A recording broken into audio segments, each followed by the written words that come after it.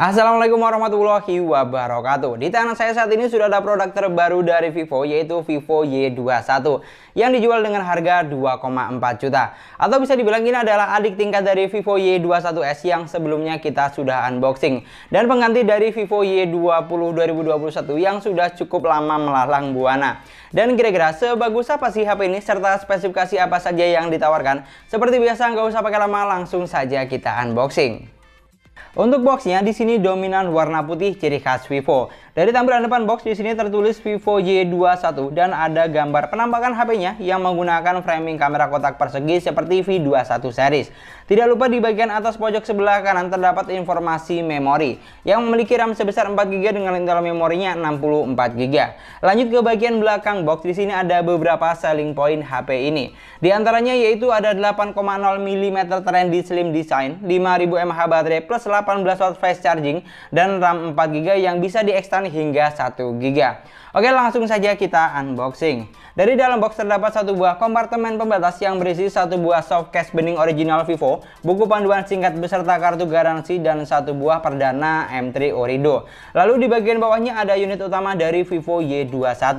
Di bagian bawahnya lagi ada kepala charger yang berkecepatan 18 watt dan satu buah kabel charger yang sudah Type-C. Serta nggak ketinggalan ada juga satu buah SIM ejector mungil. Dari dalam box itu aja sih, nggak ada yang spesial, masih sama dengan seri Y yang lain.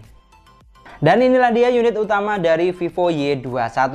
Unit yang saya pegang saat ini adalah warna metallic blue, menggunakan bahan polikarbonat dengan finishing yang glossy atau tampak mengkilap. Jadi cover belakangnya ini akan mengeluarkan efek shiny gitu ketika terkena pantulan cahaya. Tapi sayangnya gampang ninggalin bekas sidik jari dan agak licin saat dipegang tidak menggunakan soft case. Di bagian belakang cuma ada framing kamera kotak persegi yang menampung dua lensa. Cuman dua lensa ya, awas jangan sampai tertipu. Di bagian samping sebelah kanan ada sensor sidik jari yang merangkap jadi satu dengan tombol power, dan ada juga satu tombol volume rocker. Di bagian atas terdapat satu slot SIM tray yang menampung 3 slot sekaligus. SIM 1, SIM 2 plus micro SD tambahan yang bisa di-up sampai 1 TB. Geser ke bagian bawah, di sini ada jack audio 3,5 mm, lubang mikrofon, port charger yang sudah menggunakan USB Type-C, dan lubang grill speaker dengan output yang masih mono speaker. Untuk bagian depan atau layar, Vivo masih sangat konsisten dengan konsep layar water drop screen. Emang bukan masalah sih sebenarnya, cuman agak ketinggalan aja rasanya, sedikit kurang simetris dengan desain bagian belakang yang sudah kece badai. Memiliki ukuran layar 6,51 inch dengan resolusi yang masih SD+, 720 x 1600 pixel. Panel yang digunakan adalah IPS LCD dengan refresh rate yang cuma 60 Hz aja. Untuk displaynya di sini yang agak disayangkan, bezel dari HP ini terlalu tebal menurut saya. Jadi agak gimana gitu kalau kita perhatikan secara seksama. Dan dari semua desain serta tata letak yang ada, desain dari Vivo Y21 ini masih sama semua dengan Vivo Y21s. Yang bikin beda cuman warnanya aja palingan. Selebihnya semuanya masih sama. Lanjut ke bagian dalamnya, di sini Vivo Y21s memiliki kapasitas RAM sebesar 4GB yang bisa diekstend lagi hingga 1GB aja. Yap, cuman 1GB. Nanggung banget pastinya. Biasanya ekstend itu mulai dari 1 sampai 5GB. Tapi di sini di Vivo Y21 cuman mentok di 1GB aja. Tapi ya lumayan aja lah daripada enggak ada sama sekali. Untuk memori internalnya sebesar 64GB. Chipset yang digunakan adalah MediaTek Helio P35 octa-core 12 nanometer. Dibekali dengan kapasitas baterai sebesar 5000 mAh dengan kecepatan charging yang sudah fast charging 18 watt. Untuk kelengkapan sensor kamu nggak usah khawatir karena sensor yang ada di HP ini sudah lengkap. Giroskop juga sudah hardware. Selain itu, untuk bagian sistem, HP ini sudah menggunakan Android 11 basis Pantos OS 11.1 ciri khas Vivo. Dari semua spesifikasi yang ada, jujur saya nggak merasa ada yang upgrade jika dibanding dengan Vivo Y20 pendahulunya. Kapasitas RAM-ROM-nya masih sama, baterainya juga sama, chipsetnya pun juga masih sama. Jadi apa ini maksudnya? Jangan-jangan ini HP Y20 yang cuman ganti baju aja. Yang beda cuman kecepatan chargingnya saja yang sudah 18 watt dan menggunakan USB yang sudah Type-C.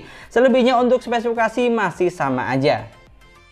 Dan untuk urusan performa, saya coba buat bermain PUBG Mobile. HP ini mampu menghasilkan di setting grafik smooth medium dan balance medium aja, nggak lebih sedikit pun. Untuk performanya yang saya rasakan tergolong biasa aja di sini, malah berasa kurang powerful. frame drop dan sedikit delay sudah jadi makanan pokok saat gameplay. Cuman ini sih wajar, mayoritas device yang menggunakan MediaTek P35 emang seperti ini. Agak kurang cocok buat main game yang terlalu berat. Tapi untungnya untuk giroskop di sini masih aman dan cukup responsif. Jadi masih ada sedikit mending-mendingnya lah. Tapi untuk game yang lebih ringan seperti MOBA di sini yang saya rasakan sudah cukup enak dan nyaman saat digunakan bermain. Walaupun grafiknya belum sampai ultra, tapi yang saya lihat sih sudah cukup oke di mata. Di sini sedikit frame drop tentu masih ada, tapi masih cukup bisa dimaklumi. Pokoknya untuk urusan performa, HP ini sudah bisa digunakan untuk main game berat sekelas PUBG. Tapi tanda kutip kamu nggak akan bisa dapat performa yang maksimal dan powerful. Cocoknya lebih ke gaming yang ringan-ringan aja. Yang terakhir untuk urusan kamera, di sini Vivo Y21 dibekali dengan dua lensa kamera belakang, yaitu ada 13 megapiksel kamera utama dan 2 megapiksel kamera bokeh. Untuk kamera selfie-nya sebesar 8 megapiksel. Di sini walaupun hanya memiliki dua lensa kamera belakang, tapi kamera dari Vivo Y21 ini sudah multi kamera. Artinya untuk fungsinya tetap ada 3, yaitu kamera utama, kamera bokeh, dan kamera makro. Tapi sayangnya untuk fitur kamera yang ditawarkan sangat minim di sini. Selain foto dan video, di sini cuma ada foto panorama, foto potret atau bokeh. Dan di bagian selengkapnya cuma ada foto live, time lapse, mode profesional, dan foto dokumen. Fitur penting seperti foto mode malam dan video slow motion belum ada di sini. Jadi untuk harga 2,4 juta terlalu tinggi menurut saya. Dan untuk hasil jepretan kameranya kamu bisa lihat dari hasil yang sudah saya tampilkan. Kalau menurut saya sih sudah cukup oke untuk di range harganya. Warnanya masih dapat dan lumayan detail. Untuk kamera selfie-nya juga sudah oke. Kalau cuman mau bikin muka kamu terlihat mulus di depan kamera, HP ini sudah bisa diandalkan.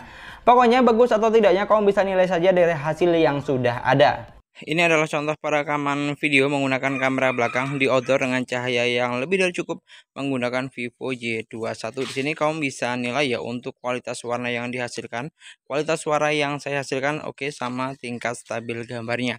Dan di sini untuk perekaman videonya HP ini itu cuma mentok sampai ukuran 1080 di 30 frame per second. Jadi di sini untuk video 4K belum bisa dan untuk ultra stabil video juga pasti belum bisa.